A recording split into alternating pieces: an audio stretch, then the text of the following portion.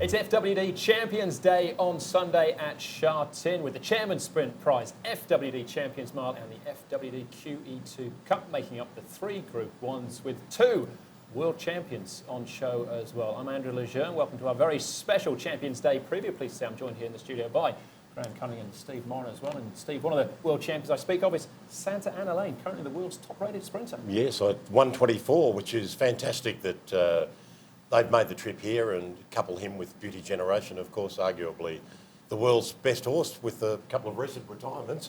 And Santa Ana Lane, it gives a real buzz to the meeting, and the QE2 Cup itself is probably one of the most competitive races you'll see anywhere in the world. Yeah, we've got 2 defending champions back. Beauty Generation, looking for the Champions Mile. A couple of records on the line as well with him. And he is the highest rated active horse in the world as we sit here right now. And Pakistan Star, defending champion in the QE2. And deservedly so with Beauty Generation. You've got 2 old news guys here, and you start thinking, Steve, about what your lead might be with a horse like Beauty Generation. Will it be 8 for the flawless season, 8 in a row, 9 in a row overall if we include this race last year? Will it be breaking Viva Pitaka's all-time Hong Kong prize money record, or perish the thought? Will it be arguably the biggest shock defeat since Silent Witness 14 years ago? Yeah, well, it's a lot to play out over the course of the day. We'll look at the QE2 and Champions Mile in due course. We'll kick things off, though, with the Chairman's Sprint Prize and the all-important barrier draw as well. 10 go to post, headed by Santa Ana Lane. Hugh Bowman will be in the saddle. We'll jump from barrier number 10. Mr. Stunning from 3, Beat the Clock, is long-time rival from barrier 6. Little Giant from 4, Rattan from 9. Enzo's Land for New Zealand, unbeaten in Group 1 companies, 2 from 2. James McDonald from barrier 2. Vidora, also from Australia, barrier 7 for Lloyd Kennewell and Joe Bowditch. And then Mac Venus from Japan, Takatake in the saddle. He will jump from barrier number 8. Before we get into the race in a little bit more depth, let's look back to 2016. This was the first year that it was opened to international raiders, and it was taken out in some style as well by the Australian Chautauqua.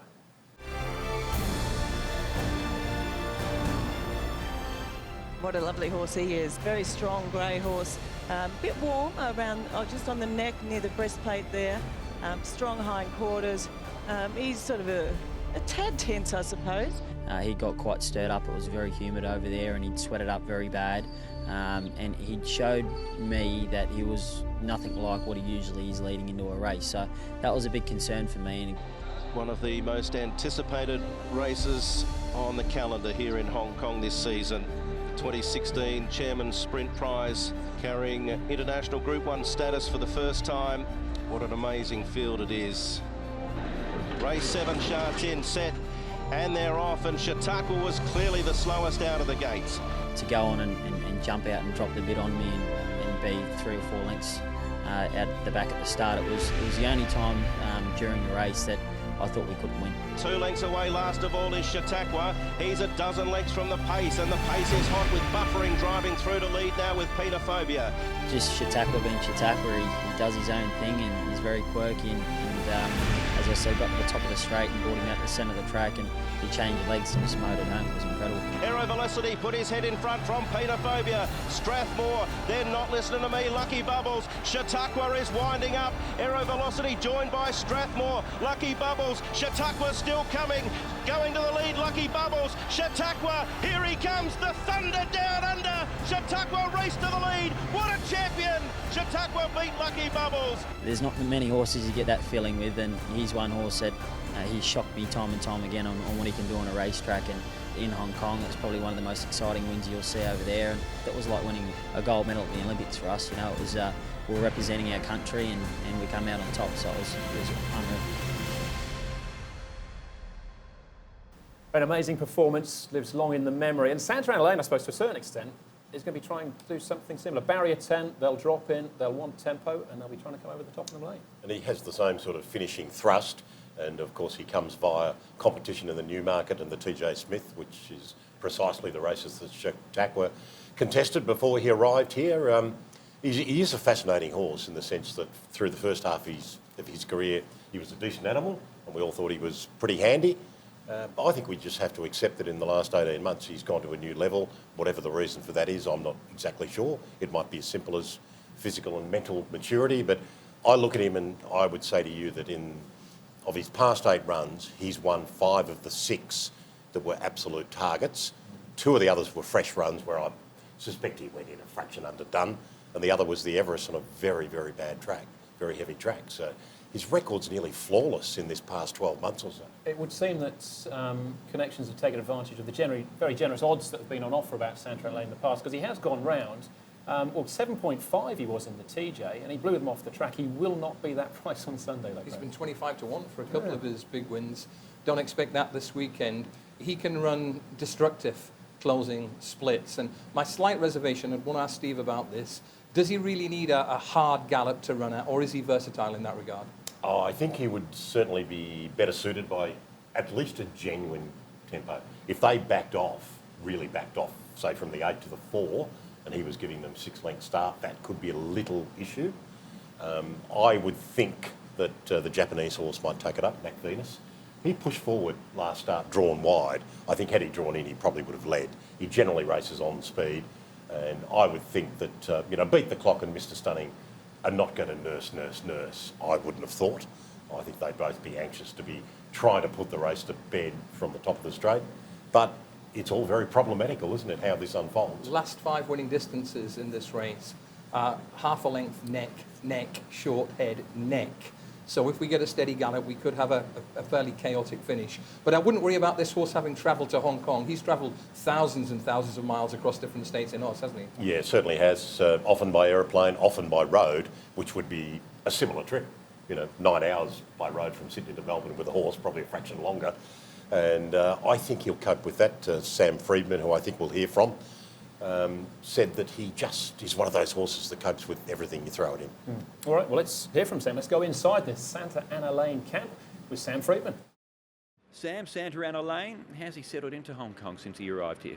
Yeah, he's been really good. He arrived on Tuesday morning, and Will Stewart travelled over with the horse, and he's been really happy with him. He's just had a trot in Canada for a couple of days, and his blood results have been good. He seems bright and happy, and really looking forward to Sunday. He's a 5-time Group 1 winner, including in the TJ last time out.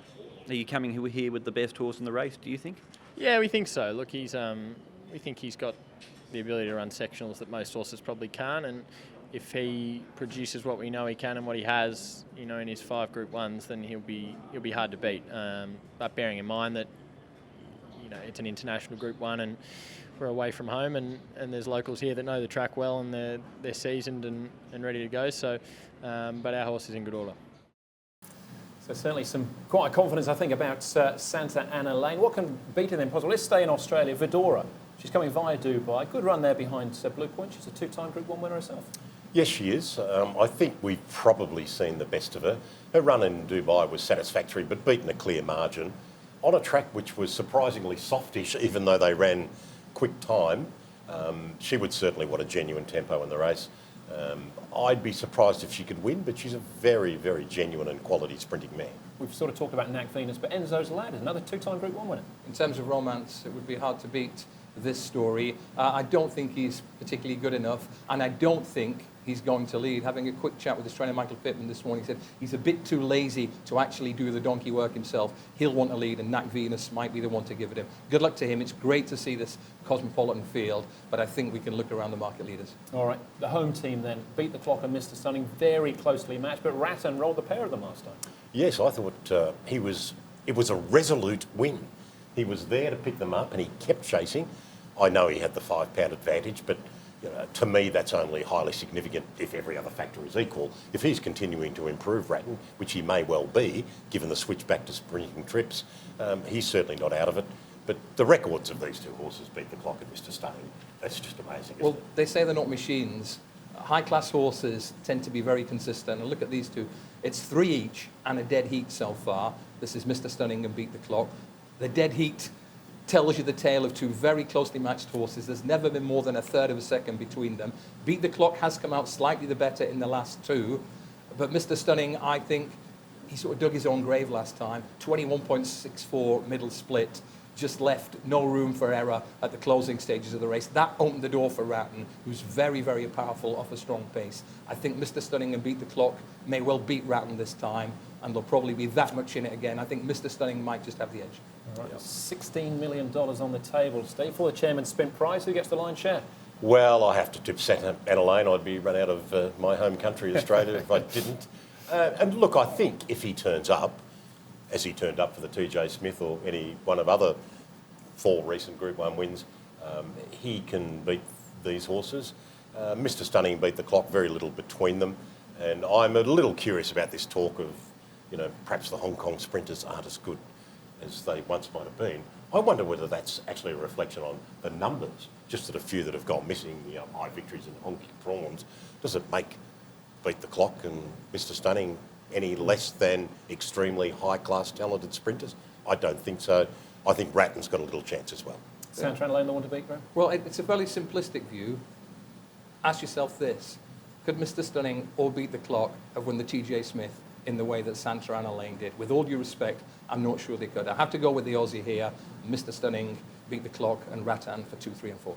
All right, that's the Chairman's Sprint Prize. Clean sweep for Santa Ana Lane. Next up for us is the FWD Champions Mile. Beauty Generation defending champion is back. He's unbeaten all season and he's staring down Viva Pataco's all-time prize money record.